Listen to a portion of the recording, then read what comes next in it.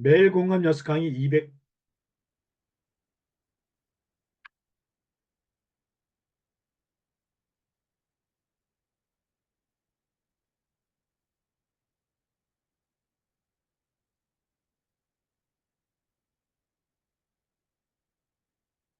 매일 공감 여섯 강의 208번 일반 영어 구체화 문제 11번. 내가 한 말이 그렇게 상처였나요? 직장 동료 지연은 팀 후배에게 이렇게 말했다. 요즘 피곤해 보여요. 일 좀 줄이는 게 어때요? 지연은 진심으로 걱정해서 한 말이었다. 그런데 후배는 며칠째 말을 걸지 않았다. 나중에야 들은 이야기로는 후배가 그 말을 요즘 일 제대로 못하잖아요. 라는 뜻으로 받아들였다는 것이다. 지연은 당황스러웠다. 내가 그렇게 말한 게 아니었는데 오히려 챙겨준 건데 왜 상처가 된 거지? 그날 이후 그녀는 누군가에게 조언이나 위로의 말을 꺼내는 일이 조금씩 조심스러워졌다. 일단 그 지연의 마음을 한번 들여다볼까요? 일단 감정은 표면스러운 감정은 당황스럽고 혼란하고요. 조금 숨겨진 감정을 보면 진심이 통하지 않은 데서 오는 억울함도 있겠고 관계가 더 멀어질까 봐 두려운 불안도 있을 것 같습니다. 그다음에 그 욕구는 진심을 이해하고 오해를 풀고 싶은 욕구가 있겠죠. 그리고 생각은 좋은 뜻으로 말했는데 왜? 그러니까 내 말이 뭐 어때서? 너무 예민한 거 아니야? 뭐 이런 식으로 우리가 생각을 할 수 있을 것 같습니다. 겉으로는 방어적이지만 속으로는 진심을 몰라줘서 속상한 마음이 숨어 있다고 볼 수 있습니다. 여기서 공감을 하면 좋은 뜻으로 말했는데 상처가 됐다고 하니 당황스러웠겠어요. 라고 상대의 당황스러운 마음을 읽어주면 좋을 거고요. 또 진심이 오해받을 때 정말 억울했겠네. 그리고 그런 순간에 마음도 움츠러들었겠어요. 이런 식으로 표현하는 것도 좋은 공감이 될 수 있습니다. 그다음에 그 2단계로는 이제 구체화를 해야 되는데 여기 뭐 상황을 짐작하는 이 단계만 해도 훌륭합니다. 예, 그 말을 들은 상대는 어떤 상황이었을까 한번 생각을 한번 해보죠. 후배는 왜 그 말을 오해했을까? 짐작하는 일이라도 있나요? 라든가 또는 혹시 그 말을 들은 사람이 어떤 상황이 있을까 상상 한번 해봐요.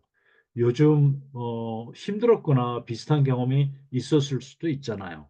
네, 이렇게 구체화를 하는 것은 아주 중요합니다. 의도와 영향을 갖다가 좀 분리하면 좋습니다. 그러니까 내 뜻이 좋았어도 상대가 받은 느낌은 다를 수 있잖아요. 그러니까 말의 내용보다 상대의 상태에 따라 다르게 들리기도 해요. 라고 하는 예, 객관적인 이 정보를 알려주는 것도 중요하죠. 그다음에 상대방 중심의 질문입니다. 나는 괜찮아도 혹시 그 말이 상처였을까라는 거죠. 네, 예를 들면 그럴 때는 혹시 그 말이 상처였을까 한번 되묻는 게 관계를 지키는 힘이에요. 라고 알려주면 좋습니다. 말의 온도를 조절하는 것도 중요합니다. 진심을 담은 적절한 온도를 찾는 게 중요해요. 진심을 전할 때는 온도 조절이 필요해요. 너무 뜨거우면 상처가 되고 너무 차가우면 닿지 않거든요. 라고 얘기하는 것도 중요합니다. 자, 회복의 시작. 오해는 관계의 끝이 아니라 더 따뜻하게 말할 수 있는 기회라는 거. 진심이 오해받았다고 해서 다 잘못된 건 아니에요. 그 경험 덕분에 다음엔 더 따뜻하게 말할 수 있을 거예요. 이렇게 해주면 좋습니다. 3단계로 이제 공감과 구체화와 위로의 말을 한번 전해볼까요? 좋은 뜻으로 말했는데 오히려 상처가 됐다니 당황스럽고 억울하시겠어요. 또는 진심이 오해받을 때 정말 억울하죠. 그 순간엔 마음도 움츠러 들었겠어요. 라고 하면 좋습니다. 구체화는 그 말을 들은 후배는 어떤 상황이었을까요? 혹시 요즘 예민하거나 비슷한 일로 힘들었던 건 아닐까요? 네, 또는 그때의 표정을 떠올리면 이유가 보일지도 몰라요. 라고 이야기하면 좋습니다. 위로와 성실성은 성실성 표현은 진심이 바로 전해주지 않아도 괜찮아요. 그 경험 덕분에 당신의 말은 더 단단해질 거예요. 라든가 말은 다듬을수록 빛이 납니다. 진심이 있었다면 반드시 전해질 거예요. 이런 식으로 이야기하면 훌륭한 대화법이 될 수 있습니다. 경상도 참새와 전라도 참새가 지역 감정을 풀기 위해 참새 화해 회담을 열었습니다.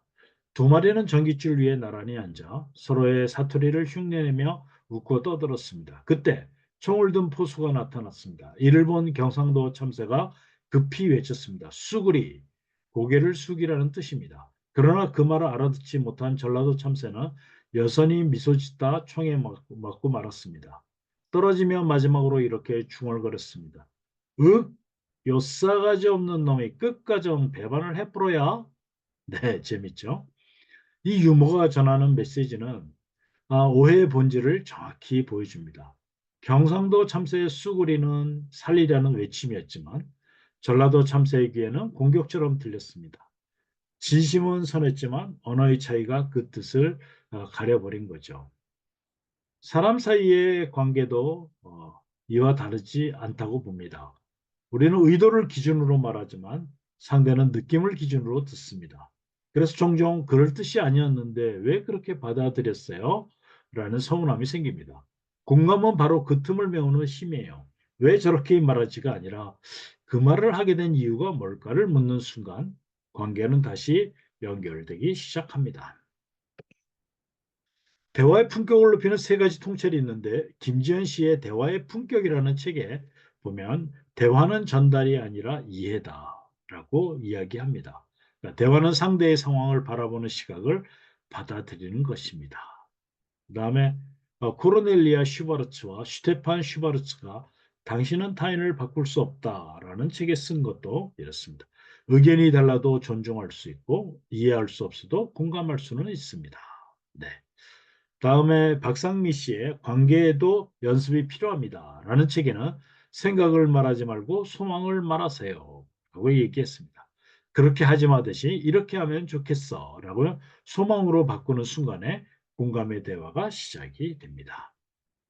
기억하기. 내 뜻은 그게 아니었어. 이 말보다는 그렇게 들렸다면 미안해. 라고 먼저 상대의 마음을 위로해 주고요. 그리고 그 하나씩 둘씩 구체화를 해 나가는 것이 중요합니다. 공감은 말의 잘잘못을 가리는 것이 아니라 마음의 거리를 좁히는 가장 용기 있는 선택이라고 할 수 있습니다. 말은 뜻보다 온도가 먼저 와 닿습니다. 감사합니다. 소통과 공감으로 만드는 성공적인 행복한 인생 소홍성이었습니다.